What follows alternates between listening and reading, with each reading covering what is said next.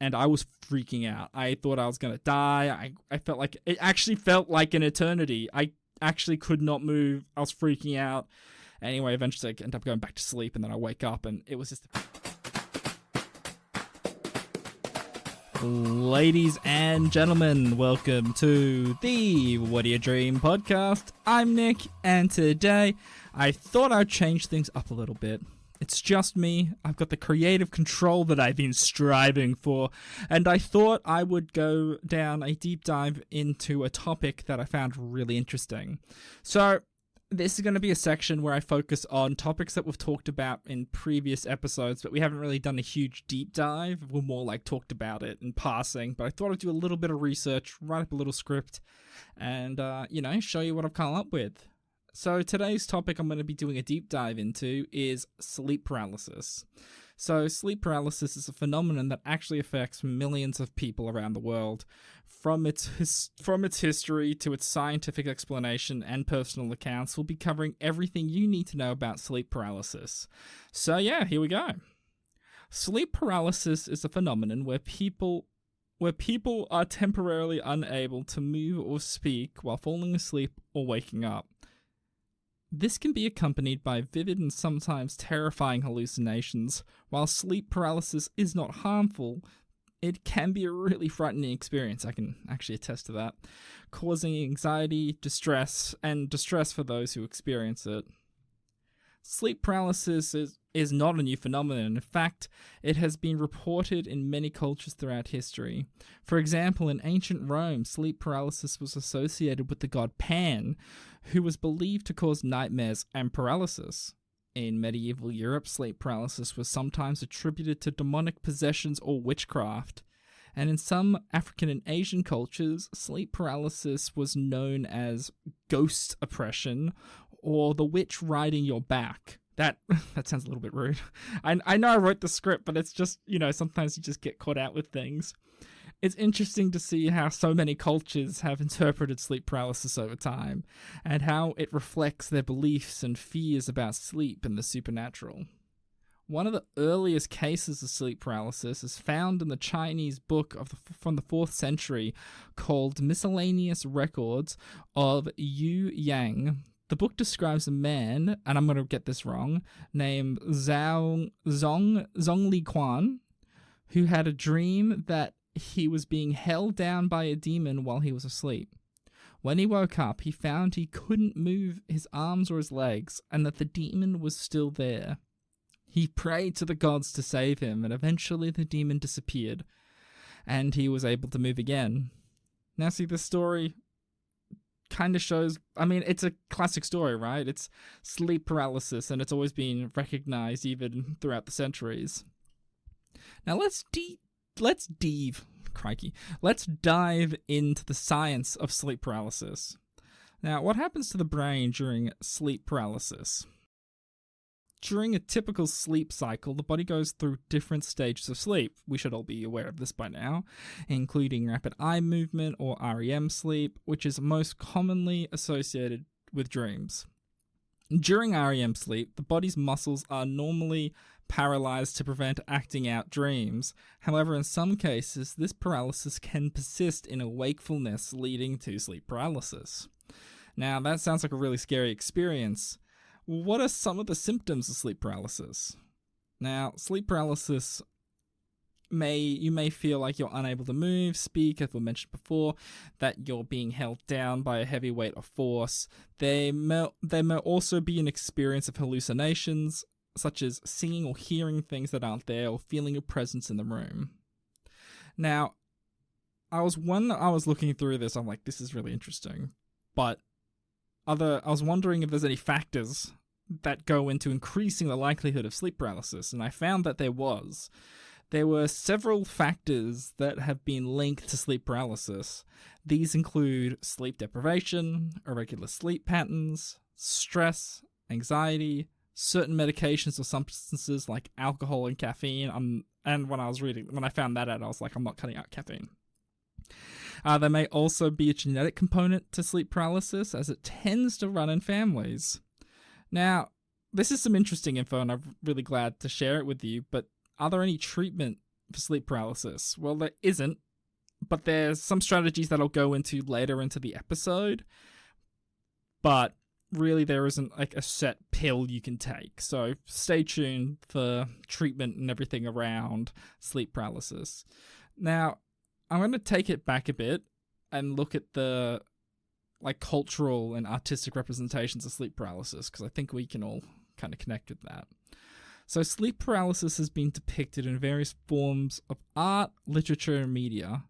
For example, Henry Fuseli's painting of The Nightmare shows a woman lying down in bed with a demonic creature sitting on her chest, while a horse's head emerges from the curtains behind her.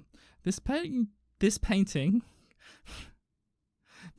is often interpreted as a representation of sleep paralysis and is also associated with its hallucinations. In addition to sleep paralysis, it has been used as a plot device in various movies and TV shows. One notable example is the horror movie The Nightmare, directed by Rodney Asher. I'm so bad with names, which features interviews with people who've experienced sleep paralysis and the dramatization of their dreams. Now, it's really interesting to see how sleep paralysis has been portrayed and interpreted in many forms of media, and how it's been a source of inspiration for artists and writers. But I found one of the most interesting things, linking this back to the historical accounts, is just how it's, funnily enough, such like a consistent human experience throughout time. Now, I wanted to take a little bit of a closer look into the research of sleep paralysis. One recent study published in the journal Sleep Medicine Reviews found that people who experience sleep paralysis may be more likely to have sleep-related problems such as insomnia, nightmares, and other sleep disorders. The study also found that people with sleep paralysis were more likely to report symptoms of anxiety and depression. Another study, published in the journal Frontiers in Psychology, found that people who experienced sleep paralysis were more likely to have experienced childhood trauma, and that this trauma may contribute to the development of sleep paralysis in adulthood. These findings suggested that sleep paralysis is not just a random occurrence, but rather a symptom of underlying sleep and mental health issues. More research, though, is needed to understand the causes of the potential treatments for sleep paralysis.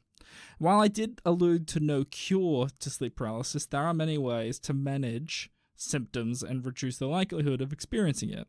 One effective approach is to maintain a regular sleep schedule, practice sleep hygiene, such as avoiding caffeine and alcohol before bedtime, and creating a comfortable sleep environment. Now, another approach to address any underlying mental health issues, such as anxiety and depression, through therapy or medications. In some cases, though, medications may be prescribed to help with the sleep disorder associated with sleep paralysis. Additionally, some people have found that practicing relaxation techniques such as deep breathing or meditation can also reduce anxiety and prevent sleep paralysis episodes. Now, it's important to remember that while sleep paralysis can be frightening, it's not a serious medical condition and does not typically require medical treatment. However, if sleep paralysis episodes are causing significant distress or interfering with your daily life, it is always important to seek the help of a medical professional. Now, as always, we always want some time to answer questions of our listeners. We've actually received an email from Emily in Ohio who asked, is it possible to have sleep paralysis during a nap, or does it only occur during deep sleep at night? Thank you so much, Emily.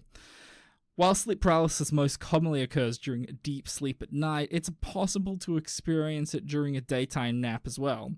In fact, some people who have sleep disorders, such as narcolepsy, may experience sleep paralysis during the daytime naps more frequently than at night. If you have any other questions of the topic, don't forget to make sure you look out for future episodes, and also, shoot us on our socials at What Do You Dream Podcast. Now, I also wanted to go a little bit deeper into someone sharing their story with sleep paralysis. We received an email from Claire, who in New York, who writes, I've experienced sleep paralysis since I was a teenager. It can be terrifying. One time, I saw a dark figure standing at the foot of my bed, and I couldn't move or scream. It felt like an eternity before I could really until I could really break free. It's reassuring to know that I'm not alone in this experience. Thank you, Claire, and really appreciate you sharing your story. We understand again how scary it is, and I'm going to share you a story of my experience with it in a minute. But again, when looking out for help, there are people out there who can assist you, so don't forget to reach out with them. Now, before I share my story, I wanted to take a minute to say thank you to everyone who always submits their content to the podcast. We always appreciate you. Now, a little bit of my story, very similar to what we had with Claire, where my story has to do with me being in bed. I've told the story before, but I was sitting in bed. We did this thing I did this thing when I was a kid, where my brother and I had separate rooms, but we always had 2 beds, like bunk beds or whatever, in each of our rooms, and we would do we'd do sleepovers over the weekends. Anyway, so we'd do that. I was sleeping in my brother's room, and we're having a sleepover, and I remember I woke up in the middle of the night, I couldn't move, and I would swear that it would be a demon it was like a demon on the cupboard or whatever. And I was freaking out. I thought I was going to die. I felt like, it actually felt like an eternity. I actually could not move. I was freaking out. Anyway, eventually I ended up going back to sleep, and then I wake up, and it was just it was just a teddy bear.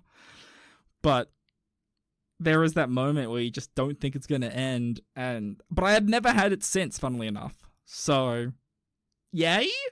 I hope everyone out there who has had a similar experience to that doesn't have to go through what I went through and what Claire's gone through. And yeah, but if you do have anything like that, make sure you write it through and send it out.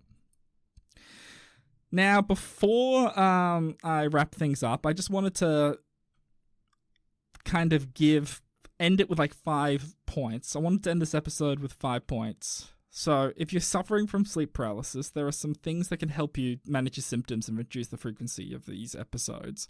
So, first off, number 1, improve your sleep hygiene. I've already said it, but what does that mean? You want to establish a regular sleep schedule, avoid caffeine and alcohol, and create a relaxing sleep environment. Practice stress reduction techniques. Meditation, deep breathing, yoga, all these can help. Also, consider making sure you do some exercise. It doesn't have to be intense gym sessions or anything like that. Just go outside and get some exercise. That always helps get you to sleep. Now, if it is a regular occurrence, I would say seek treatment for any underlying conditions. So, as it was alluded to, if it was a reoccurring thing, there might be a bit of trauma, there might be some mental health conditions or sleep disorders that actually need further assistance from trained medical professionals, which leads me back to point number 4, talk to your doctor. If sleep paralysis is affecting your quality of life, talk to your doctor about treatments including medications or therapy, and finally reach out for support. Not just a doctor, but look out for maybe some support groups, talk to a mental health care professional, even lean on your friends and family, because, you shouldn't be suffering in silence. Now, while sleep paralysis can be really scary and unsettling, it's important to remember that it's very common, and also it can be managed with the right strategies. And at the end of the day, it can't hurt you in the physical sense. Now, before we wrap up, I'd like to remind our listeners that the information presented in this episode is for educational purpose only and is not intended to substitute for professional medical advice, diagnosis, or treatment. If you have any concerns about your sleep health or experiencing symptoms of sleep paralysis, we encourage you to consult with any healthcare providers and specialists. Now, with that disclaimer out the way, I'd like to say thank you so much for listening, if indeed you still are. I've been Nick, and this has been the What Do You Dream podcast, saying thank you and good night.